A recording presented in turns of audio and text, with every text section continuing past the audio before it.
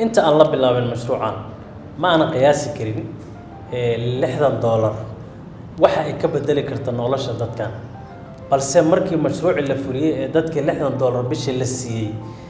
waxa ay ka bedeshay nolosha dadkan tabaaleysan bal aan isla eegno miisaan ku bilaawday hadda miiskii aad jac bursanooya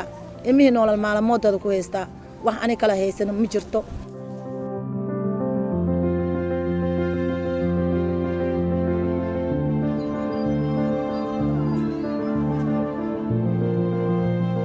عرور وعن هاستا تمنيكو عرور أنيجي إناكتيدا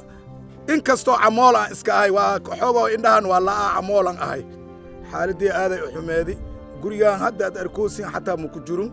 عوششان كجوري كدبنا دينا اللي ولا لهاي أو إسكيرير دينتي وإسكجودي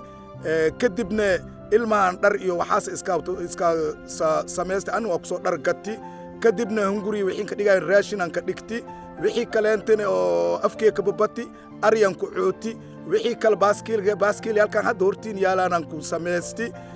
baaskiil halkan waa ijaartay inaan ku socdo ma aha waa ijaartay oo qotolyoonki ama biilkii aan ku soo dhacsaday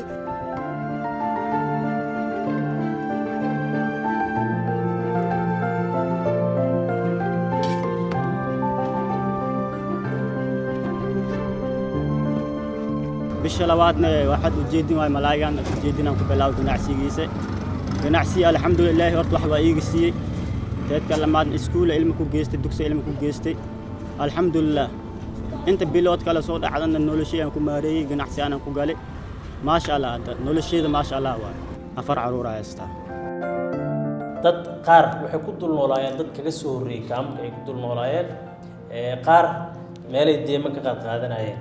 lacagta markay heleen dadku waxay u noqotay basically waxa dhibaatada haysato ay kaga gudbaan